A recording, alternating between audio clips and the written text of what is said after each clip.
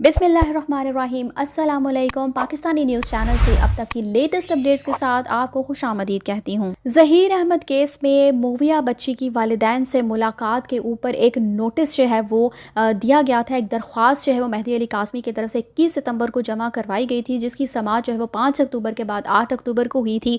और फ़ैसला जो है वो जज साहिबा की तरफ से महफूज कर लिया गया था। उसको अभी तक जो है वो उसका रिटन जो है वो ऑर्डर जारी नहीं किया गया। रिटन जो है वो फ़ैसला जो है अभी तक वो नहीं आया है। और कल जो समाअत हुई थी उसमें ज़हीर अहमद जो है वो अदालत में पेश हुआ था और अदालत में वो हमें नज़र भी आया था इधर उधर घूमता हुआ। और वो चूहा जो है वो अपने बिल से जब बाहर आया तो उसके बाद मेहदी अली काज़मी को सामना करने की उसमें हिम्मत ही नहीं थी और वो उनकी फैमिली को फेस ही नहीं कर सकता था। तो वो एक ही जगह मोस्टली बैठा रहा और फ़ोन पर फ़ोन्स घुमाता रहा। और जब भी मेहदी अली काज़मी की फैमिली से उसका सामना होने लगा तो चूहा जो है वो कभी अपने बिल में घुसने की कोशिश करता था, वापस इधर से उधर मुंह छुपाता हुआ फिर रहा था।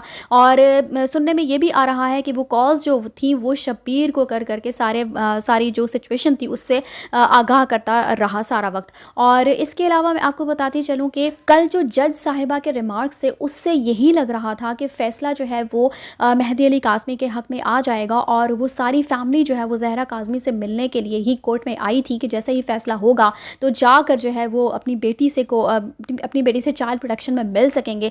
लेकिन ज़हीर अहमद की तरफ से एक मुतफ़र्रिक़ दरख्वास्त जो है वो दायर की गई थी। और वो दरख्वास्त क्या थी? वो दरख्वास्त ये थी जी कि ज़हीर अहमद के मुताबिक मोविया बच्ची की जो उम्र है वो 17 साल है, क्योंकि ऑसिफिकेशन टेस्ट में जो उसकी एज आई थी वो 17 ईयर्स थी।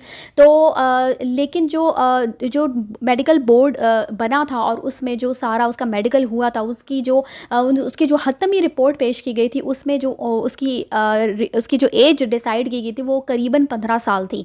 तो मेहदी अली काज़मी का यही कहना था कि बच्ची जो है वो माइनर है, इसलिए उसको गार्डियन के हवाले किया जाना चाहिए और जब तक ये हवालगी नहीं होती तो चाइल्ड प्रोटेक्शन ब्यूरो में ज़हरा काज़मी से वालिदैन को मिलने की इजाज़त दी जानी चाहिए।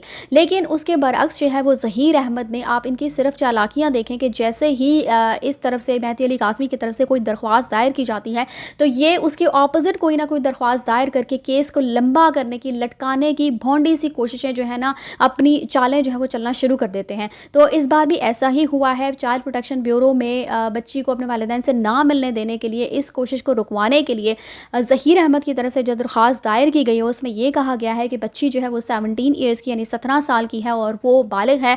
और चूँकि ज़हीर अहमद जो है वो उससे निकाह कर चुका है तो वो उसकी बीवी है और उसका जो गार्डियन है वो अब ज़हीर अहमद ही बनता है। इसलिए उसको ज़हीर अहमद को जो है वो ज़हरा काज़मी से, मोविया बच्ची से मुलाकात की इजाज़त दी जानी चाहिए, जिस पर कोर्ट ने जो है मज़ीद नोटिस जो है वो सारी जो पार्टीज़ हैं उनको भिजवा भी दिए थे। इस केस पर जो है वो मज़ीद जो है वो तारीख़ दे दी गई थी। लेकिन अब जो फ़ैसला है वो अभी तक आया नहीं है, यानी कि उसको रिटन ऑर्डर जो है वो इस फ़ैसले के जारी नहीं हुए हैं, जो कि इंशाअल्लाह ताला कल इस फ़ैसले के रिटन ऑर्डर्स जो है वो जारी होंगे, जिसमें ये पता चल सकेगा हतमी तौर पर। हतमी फ़ैसला जो है वो इंशाअल्लाह इस केस का कल ही आएगा। इस दरख्वास्त जो मेहदी अली काज़मी की तरफ से 21 सितंबर को दायर की गई थी गार्डियन कोर्ट में, उसका जो हतमी फ़ैसला है, जो उसका रिटन ऑर्डर है वो इंशाअल्लाह कल आएगा। और कल ही हतमी तौर पर यह पता चल सकेगा कि ज़हरा काज़मी जो है वो चाइल्ड प्रोटेक्शन ब्यूरो में, चाइल्ड प्रोटेक्शन सेंटर में मेहदी अली काज़मी को उससे मुलाकात की इजाज़त मिल पाएगी या नहीं, और वो अपनी बेटी से जो मुलाकात कर पाएंगे या नहीं।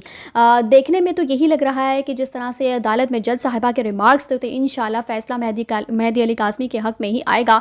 लेकिन अब कल का जो दिन है वो बहुत ही ज़्यादा इंपॉर्टेंट है, इसीलिए क्योंकि कल ही जो है ये पता चल सकेगा कि मेहदी अली काज़मी वाकई में अपनी बेटी से मिल रहे हैं या नहीं। उम्मीद करते हैं कि इंशाअल्लाह वो बहुत जल्द अपनी बेटी से मिल पाएंगे और उनकी बेटी जो है उनसे मिलकर बहुत ज़्यादा खुश भी होगी और सारे मामला जो है आगे वो बहुत अच्छे तरीके से सेटल डाउन हो जाएंगे। ज़हीर गैंग जो है उसको बहुत जल्द मुँह की खानी पड़ेगी और हक़ और सच की जो है वो फ़तह होगी। तो इसी के साथ मुझे दीजिए इजाज़त। चैनल को सब्सक्राइब करना मत भूलिएगा। अगली अपडेट्स तक के लिए अल्लाह हाफ़िज़।